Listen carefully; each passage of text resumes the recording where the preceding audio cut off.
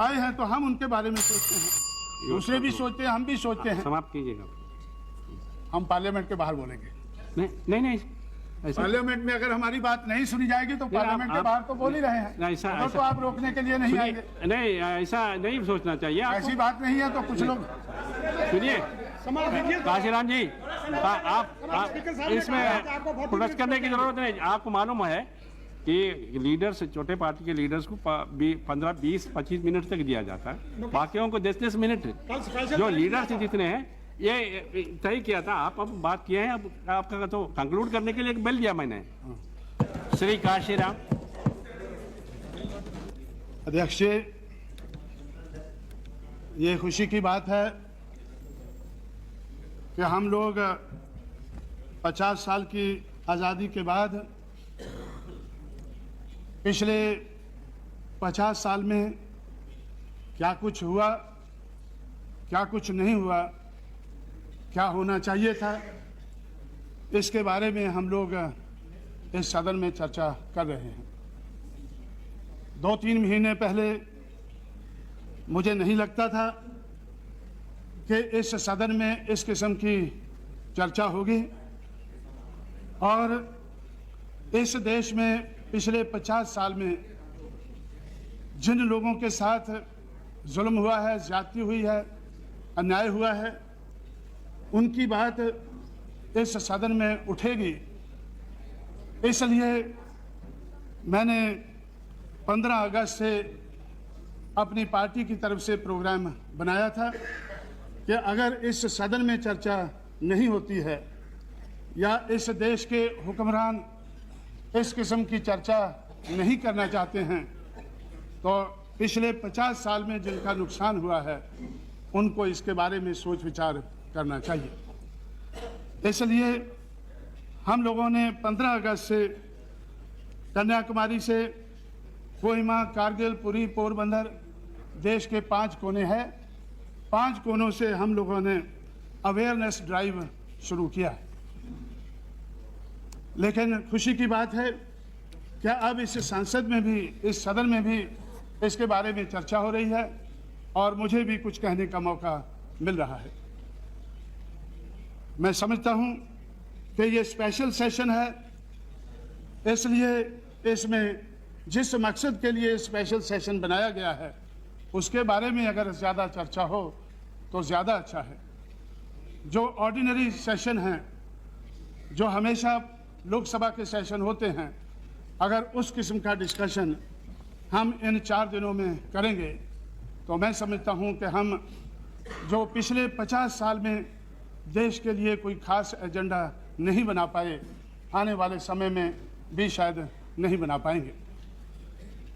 मेरा अनुमान है कि पिछले 50 साल में बहुत शुभ कामनाओं हमने देखी हैं।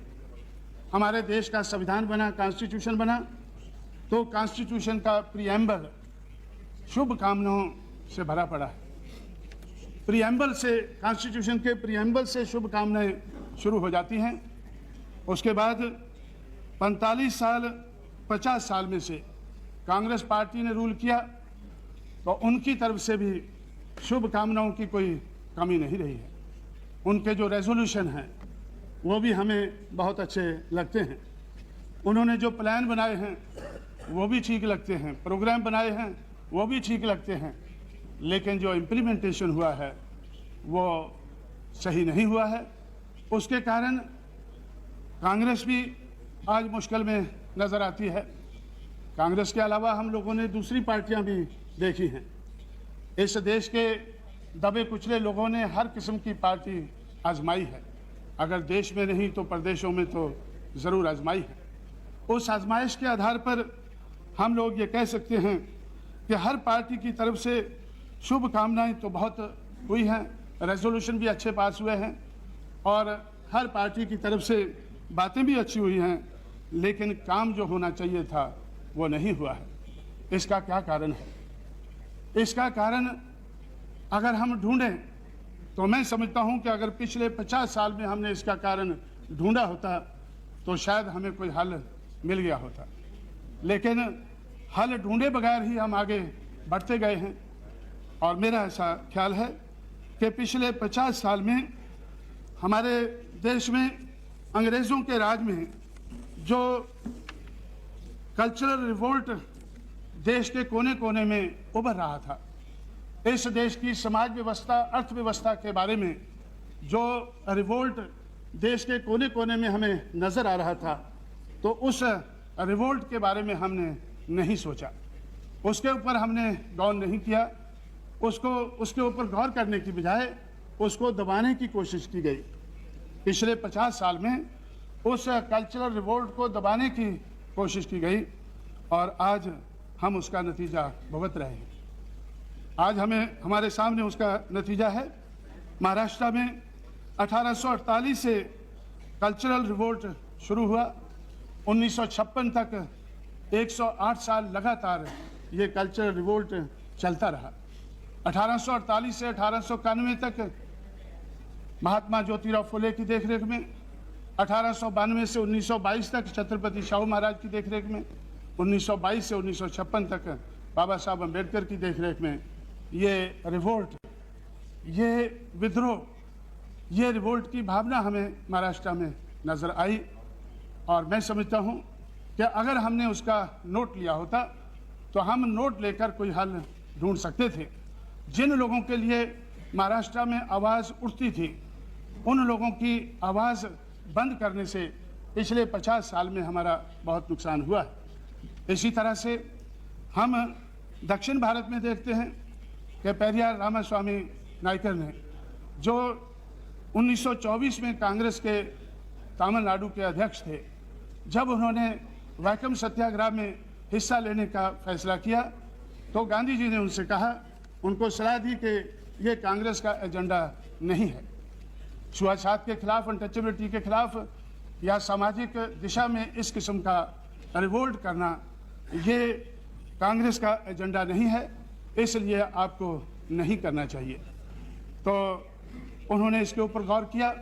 कांग्रेस छोड़कर उन्होंने सेल्फ रिस्पेक्ट मूवमेंट शुरू की। 1925 में सेल्फ रिस्पेक्ट मूवमेंट शुरू की और वो सेल्फ रिस्पेक्ट मूवमेंट के कारण कांग्रेस आज तमिलनाडु में भी आज पीछे जा रही है। और इसी तरह से हम बंगाल में देखते हैं कि पिछले 17-18 साल से कम्युनिस्टों का राज है, उससे पहले 20 साल से राज है और उससे पहले कांग्रेस का उधर राज रहा है। लेकिन बंगाल में भी जो 19वीं सेंचुरी में चंडालों का रिवोल्ट था, उसका नोट अंग्रेज़ों ने लिया, लेकिन हमारी सरकार ने नहीं लिया है। पिछले 50 साल से उसका नोट हमारी सरकार ने नहीं लिया है। जो चंडाल, वो उनके साथ जो अन्याय होता था, उनके साथ जो मुश्किलें थी उनके बारे में वो अंग्रेज़ों के सामने रखते थे। अंग्रेज़ उनका कुछ ना कुछ हल ढूंढते थे। और जो 1891 तक सेंसस में चंडाल का नाम हमें नज़र आता है, उन्होंने अंग्रेज़ों से रिक्वेस्ट किया कि चंडाल का नाम हमसे हटाया जाए, हमें नमः शूद्रा करके लिखा जाए। अंग्रेज़ों ने उनकी बात मानी और 1901 से चंडाल की बजाय नमः शूद्रा उनका नाम आज हम जानते हैं। और उसके बाद 1946 तक उन नमः शूद्रा लोगों की जो विद्रोह था, उनका जो रिवोल्ट था और इस देश की जो समाज व्यवस्था, अर्थव्यवस्था के खिलाफ जो विद्रोह था, तो 1946 तक हमें नज़र आता है, 1947 के बाद हमें नज़र नहीं आता है। इसी तरह से देश के कोने कोने में इस किस्म का रिवोल्ट 1947 तक हुआ, लेकिन 1947 के बाद वो रिवोल्ट हमें नज़र नहीं आया। वो बात कहने वाले लोग को डिस्करेज किया गया। बाबा साहब अम्बेडकर को चुनकर नहीं आना चाहिए, कॉन्स्टिट्यूएंट असेंबली में नहीं पहुंचना चाहिए, उसके लिए भी प्रबंध किया गया। तो बाबा साहब अम्बेडकर को बम्बे से जाकर और कलकत्ता क्रॉस करके जयसुर और खुलना से उनको चुनकर कॉन्स्टिट्यूएंट असेंबली में आना पड़ा। जयसुर और खुलना से जब चंडालों ने उनको चुनकर भेजा कॉन्स्टिट्यूएंट असेंबली में, तो भाई उसका जो प्लीज नमः शूद्रा अभी आज हम कहते हैं उनको, कोई बात नहीं, अगर चंडाल नहीं कहते हैं तो जो चंडालिका है, जो टैगोर ने चंडालिका लिखी है, उसको भी कंडेम करो। टैगोर की कहानी है चंडालिका, तो उससे हमें कुछ पता चलता है उस जमाने के इतिहास के बारे में। तो आज काशीराम जी अगर आप इधर एड्रेस करके सब्जेक्ट में बोलिए, उनके देखे मत फिर यहाँ नहीं, मुझे तो उनका होगा। नोट लेना चाहिए। अगर उन लोगों ने नोट नहीं लिया है हमारा, तो हमें तो दूसरों का नोट लेना चाहिए। अगर हम कोई बुरी बात कह रहे हैं तो हमें नहीं कहना चाहिए। तो इसलिए तो मैं समझता हूं कि इस किस्म का जो विद्रोह है, इस किस्म का जो रिवोल्ट है, अगर हमने उसका नोट लिया होता तो हम उसके हल ढूंढ सकते थे, लेकिन हमने इस किस्म के हल ढूंढना जरूरी नहीं समझा। कब तक जरूरी नहीं समझा? जब तक किसी की कुर्सी हिलने नहीं लगी। जब तक किसी की कुर्सी नहीं हिलने लगी तो तब तक उन्होंने जरूरी नहीं समझा कि इस रिवोल्ट का हमें नोट लेना चाहिए। आज हम लोग उठकर कुछ कुर्सी हिलाने की कोशिश में लगे हुए हैं तो लोग उसका नोट लेने लगे। और मुझे नहीं लगता था कि मुझे इस सदन में कुछ ज़्यादा समय मिलेगा या लोग मेरी बात को ध्यान से सुनेंगे, लेकिन मेरी बात कड़वी होने के बावजूद भी हमारे जो सदस्यगण है वो सुन रहे हैं। तो लेकिन मैं समझता हूं कि ये कड़वी बात कहना ज़रूरी है, ये बात कहना ज़रूरी है और इस बात का नोट लेना ज़रूरी है और इसके बारे में कोई प्रबंध करना ज़रूरी है। इसके बारे में कोई प्रबंध करना ज़रूरी है। मुझे नहीं, मैं अपने साथी को जानता नहीं हूँ जिनको चंडाल कहने से दुख हुआ है। दुख तो सुनिए, वो इतिहास गलत है, वो इतिहास ठीक नहीं है। मिस्टर इसलिए आसिम हम मला, कह रहे हैं, चंडाल कहो और सरदार कहो, जो भी आप कहिए, मिस्टर आसिम मला, कोई मतलब नहीं है। मिस्टर आसिम मला, you see, you are a senior नहीं, member. sir, I'm- When you that's want to not speak, allowed. he should yield to He's you. interpreted my that is name not the way. as I am saying. I am very much angry with this word that Chandal. I am not angry with that word. No, if you want to say anything, he should yield to you. That is the procedure established in this Okay, house. sir. इसलिए मैं ये कहना चाहता हूँ, मेरा ऐसा ख्याल है कि अगर हमने उस वक़्त जो बातें कही गई है अंग्रेज़ों के ज़माने में, अगर उन बातों का हमने बाद में भी उसका नोट लिया होता, मैं कहना चाहता हूँ गांधी जी ने जो कहा था कि 1924 में कि अनटचेबिलिटी हमारा एजेंडा नहीं है, तो उसके बाद जो अनटचेबल्स की हालत को सुधारने के लिए जो कोशिश करनी चाहिए थी, तो अगर वो बात के ऊपर When you get, Mr. Panigrahi, when you get the chance, you can say, why are you disturbing him?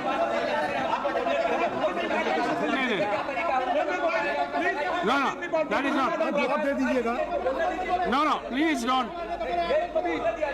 May I request all of you? You see, you should have tolerance. आज No, you are not. अपना education था, नहीं, you see, नहीं बोला, क्या बात है? you can't interrupt Mr. Panigrahi. Sir, I am prepared to read, I am prepared to hear. What is there? But ये जो बात है, discussion है, conduct होता है। Please be seated. No, please conclude. Hindustan पदयात्रा किया था पुरी से शुरू करके, ये क्या बात है? बंगाल से Please. बंगाल से Now you conclude, Mr. 8 सीटें रिजर्व हैं शेड्यूल कास्ट के लिए। बंगाल से 8 सीटें रिजर्व हैं शेड्यूल कास्ट के लिए। उन सीटों पर कोई दूसरा आदमी चुनकर नहीं आ सकता है, यह हम सब जानते हैं। लेकिन जब बंगाल के बारे में हम इधर सुनते हैं, या तो हमें चैटर्जी बोलते नजर आते हैं या फिर कोई और मुखर्जी हैं, अपनी ममता जी हैं, ये बोलती हैं, या फिर अभी ये साथी हैं मेरे खिलाफ भी बंगाल से हैं, तो हैं बंगाल से हैं, तो इनको हमें कभी ज़्यादा, जो 8 लोग जो शेड्यूल कास्ट के हैं, वो शेड्यूल कास्ट के बारे में बोलते हुए हमें कभी बंगाल से नज़र नहीं आए। हाँ जी, चलो कोई बात नहीं है। तो आज मैंने हर रोज़ तो मैं पार्लियामेंट में नहीं आता हूँ, आज आए हैं तो आज वो बोलते हैं, लेकिन उनको अपने इतिहास के बारे में वो बोलते हैं, क्या बोलते हैं श्री कि काशीराम मुझे जी, अपने इतिहास के बारे काशीराम में जी, जानकारी नहीं है।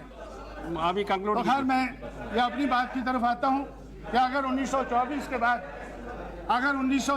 के बाद जो गांधी जी ने उस वक़्त कहा था कि ये हमारा एजेंडा नहीं है, अगर हम 1947 के बाद ये एजेंडा बनाया होता और 1947 से पहले 1932 में डॉक्टर अंबेडकर ने तो इन लोगों के लिए, शेड्यूल कास्ट शेड्यूल ट्राइब के लिए सेपरेट इलेक्टोरेट हासिल किया, लेकिन वो भी गांधी जी और कांग्रेस को मंजूर नहीं था, इस देश के लोगों को मंजूर नहीं था।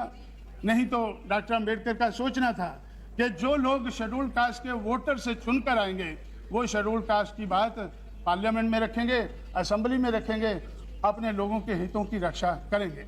लेकिन जो दूसरों के वोट से चुनकर आएंगे तो वो अपने लोगों की बात नहीं रख सकेंगे।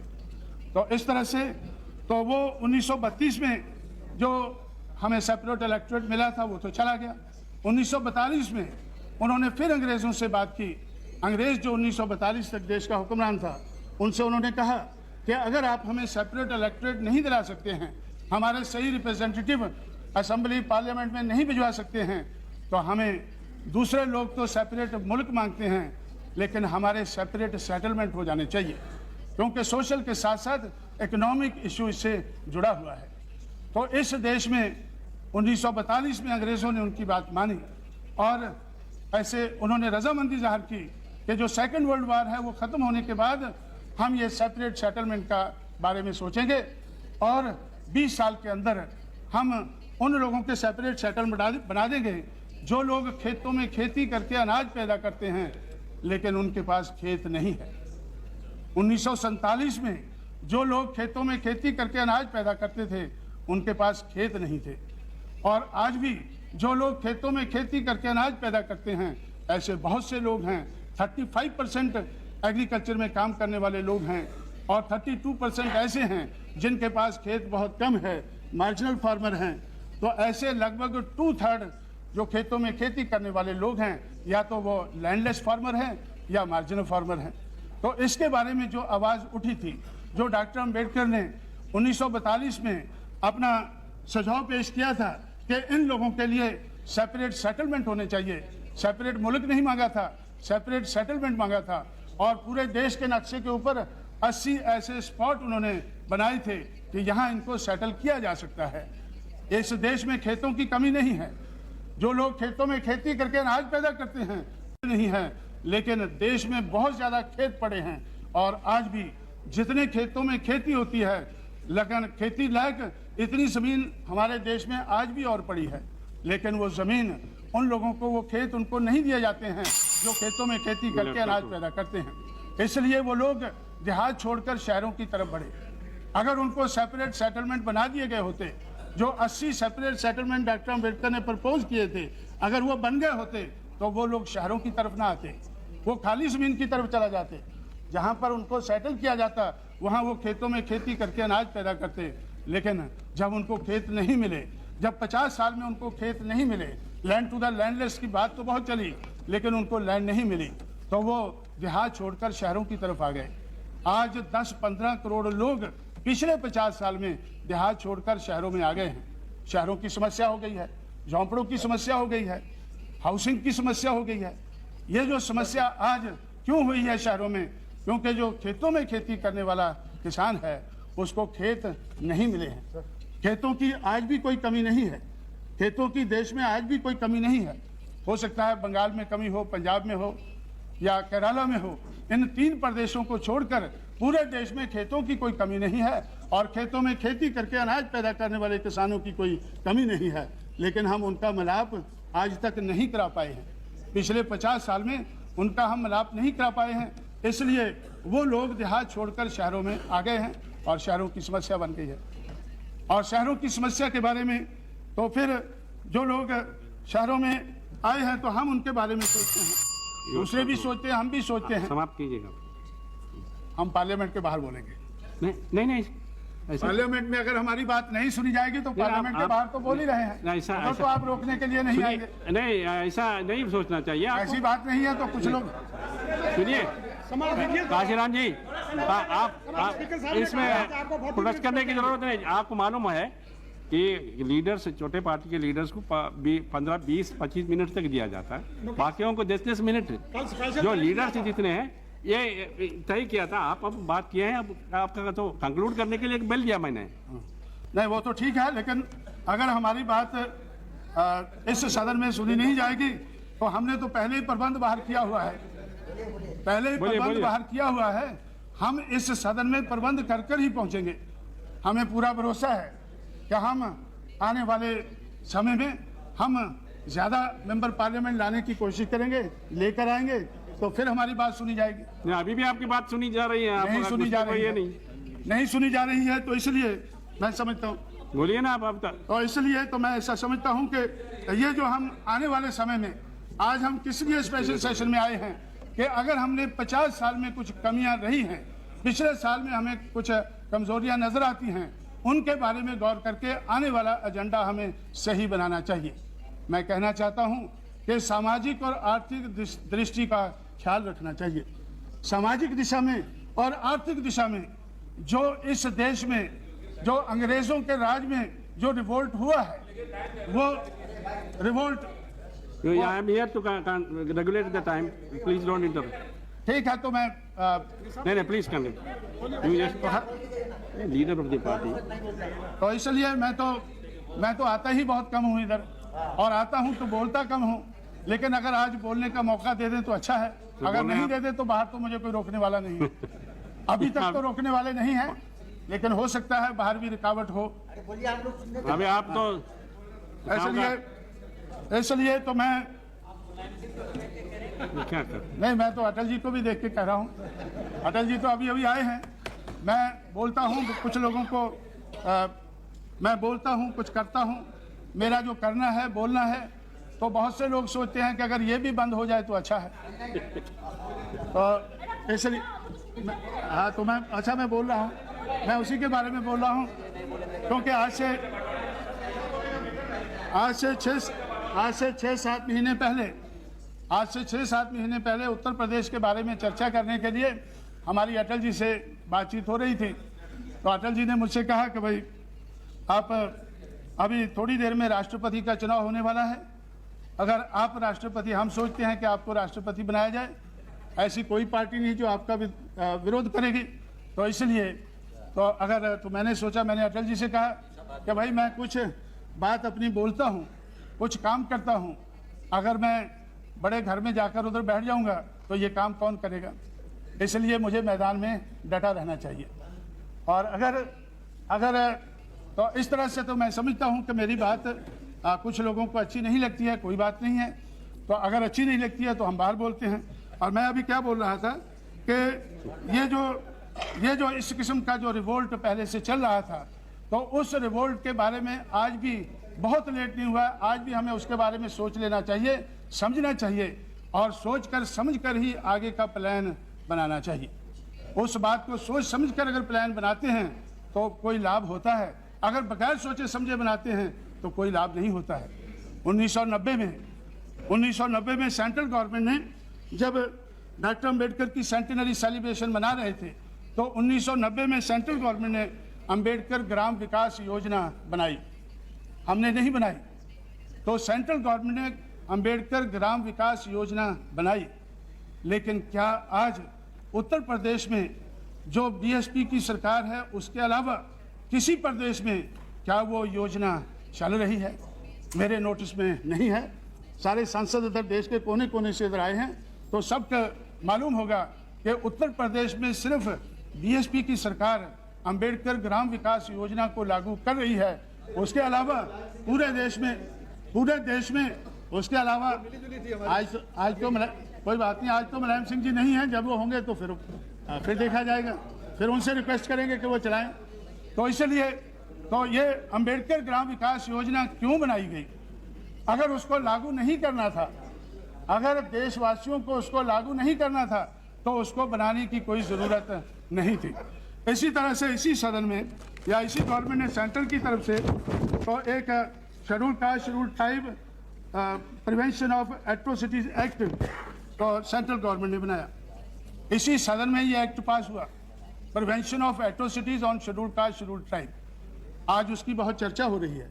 मुझे इस सदन में बोलना था, इसलिए मैंने उत्तर प्रदेश की गवर्नमेंट से फैक्ट्स मंगाए हैं कि भाई इसके बारे में तो आप इसके बारे में हमारी सरकार क्या कर रही है, क्योंकि बाहर कई महीनों से चर्चा चल रही है कि ये prevention of atrocities on schedule caste schedule tribe ये जो एक्ट है ये ख़त्म होना चाहिए।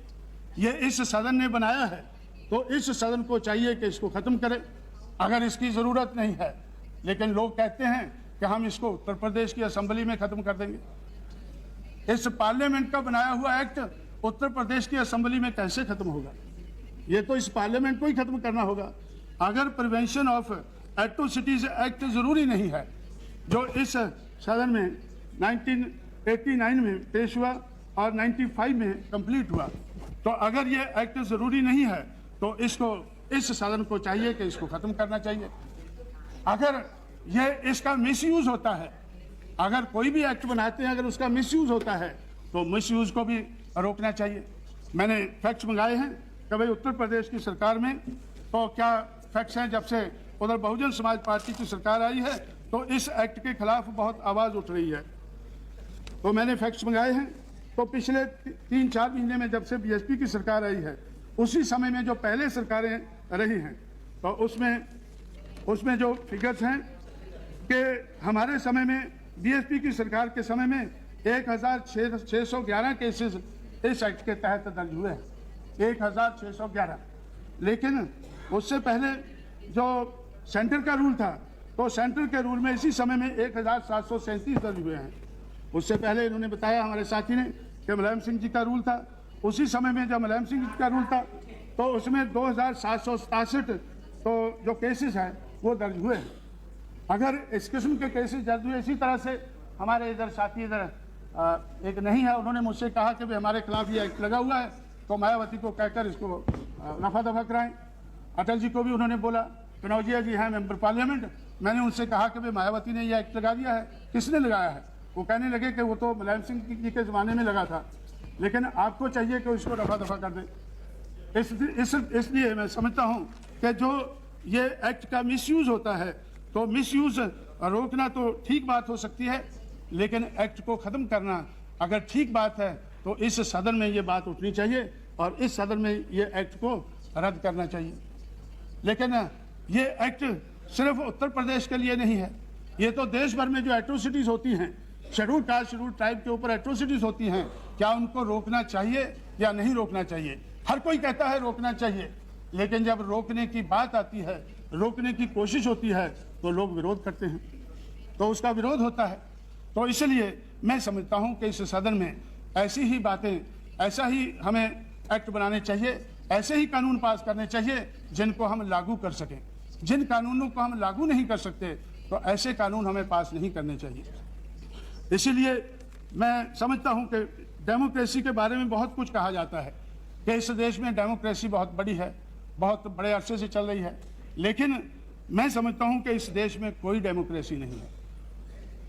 इट इज़ एक इस खेल चल रहा है इस देश में, जिसमें अमीरों के नोटों से गरीबों के वोटों के साथ खिलवाड़ होता है। अमीरों के नोटों से गरीबों के नोटों के साथ खिलवाड़ होता है, और मैं समझता हूं कि इसको अमीरों के नोटों से गरीबों के वोटों के साथ खिलवाड़ होता है, जिसको डेमोक्रेसी कहते हैं। इसी तरह से हमारे जो चीफ इलेक्शन कमिश्नर हैं, तो मिस्टर सेशन, तो उन्होंने एक किताब लिखी है, उसमें उन्होंने खुद कहा है कि इस देश में डेमोक्रेसी नहीं है। उन्होंने एक मिस्टर सेशन ने तो उस किताब में ये लिखा है, ए heart full of burden, heart full of burden किताब लिखी है, और उन्होंने इस किताब में लिखा है कि इट इज़ जो डेमोक्रेटिक कल्चर है इंडिया में, it is in an advanced stage of decay. ये डेमोक्रेसी जो है, it is an advance stage of decay, ऐसा चीफ इलेक्शन कमिश्नर को कहना पड़ा है। और इसी तरह से तो उन्होंने और 1951-52 में, तो जब इस देश में डेमोक्रेटिक प्रोसेस चलने वाला था, तो बाबा साहब अम्बेडकर ने उसी वक्त कहा था कि भाई ये जो अगर अमीर के पैसों से अगर चुनाव लड़ा जाएगा, तो फिर अमीरों की ही बात इस देश में चलेगी, पैसे वालों की ही बात चलेगी। और वही हम देख रहे हैं कि मनी माफिया और मीडिया का रोल बहुत बड़ा है। मनी माफिया और मीडिया का रोल इस देश की डेमोक्रेसी में बहुत बड़ा रहा। तो बाबा साहब ने उस वक्त, क्योंकि लोग महाभारत और रामायण के बारे में ज़्यादा जानते हैं, इसलिए उन्होंने कहा था कि I would like to refer to the Mahabharata during the battle between the Pandavas and the Kauravas, Bhishma and Drona were on the side of Kauravas. Pandavas were in the right and the Kauravas was in the wrong. Bhishma admitted this when someone asked Bhishma as to why he was supporting the Kauravas if he found the Pandavas to be in the wrong and the right. Bhishma replied in that memorable sentence, I must be loyal to the salt. Bhishma ने कहा, I must be loyal to the salt. If I eat the food of Kauravas, I must take their side even if they might be in the wrong. तो उस वक्त से 1951-52 से इस बात के बारे में हमें मालूम है कि अमीर के नोटों से गरीब के वोटों के साथ खेल खेला जाता है और हम इसको लोगों को, दुनिया वालों को बताते हैं कि इस देश में डेमोक्रेसी है। इसलिए तो रिफॉर्म की, इलेक्टोरल रिफॉर्म की बात बहुत चली है। मैंने नोट किया है कि इलेक्टोरल रिफॉर्म के बारे में, अब तो एक मिनट खत्म कर दें, अभी तो आखिरी में बात कह के बैठ जाऊंगा, तो ये भी इस बात का एहसास है। तो इलेक्टोरल रिफॉर्म के बारे में 36 मिनट तो आपने लिया। हम लोगों ने 1972 से ये काम शुरू किया है। 1990 तक तो बहुत कमेटियां उठाई गई हैं। 1972 में रॉ कमेटी बिठाई गई, उसके बाद 1974 में तारकुंडे कमेटी बिठाई गई, उसके बाद में कैबिनेट कमेटियां बहुत सी बैठी 1982 में, और उसके बाद आज तक 14 चीफ इलेक्शन कमिश्नर हमारे देश में हुए हैं। हर इलेक्शन कमिश्नर ने इलेक्टोरल रिफॉर्म के बारे में अपनी रिपोर्ट दी है कि ये होना चाहिए, लेकिन आज तक जो रिफॉर्म की बात हमने कही है वो आज तक हम कर नहीं पाए हैं, क्योंकि हम करना नहीं चाहते हैं। हम ये करना नहीं चाहते हैं। पिछले 50 साल में इलेक्टोरल रिफॉर्म की बात तो बहुत कही गई है, लेकिन हम करना नहीं चाहते हैं, इसलिए हम कर नहीं पाए हैं। तो इसलिए मैं समझता हूँ कि अगर सही मायने में पॉलिटिकल डेमोक्रेसी को रिस्टोर करना है तो हमें ये रिफॉर्म करने होंगे, और political democracy without social and economic democracy ये भी इस देश में आज तक कामयाब नहीं हुई है, आने वाले समय में कामयाब नहीं होगी। इसलिए अगर हम पॉलिटिकल डेमोक्रेसी को कामयाब बनाना चाहते हैं तो हमें सामाजिक और आर्थिक दिशा में जो परिवर्तन चाहिए वो परिवर्तन करने चाहिए। और मैं समझता हूँ अगर 50 साल हमने ये नहीं सोचा है तो 50 साल के बाद ये पूरा साल जब हम सोच रहे हैं, सोचने लगे हैं, तो पूरा साल हमें ये सोचना चाहिए कि क्या कमियां रह गई हैं, उन कमियों को दूर करने का हमें एजेंडा बनाना चाहिए। आने वाले समय का एजेंडा हमारा इस किस्म का होना चाहिए। ऐसी बात कहते हुए मैं आपका शुक्रगुजार हूं कि आपने मुझे ज़्यादा समय दिया। हमारी ममता बनर्जी।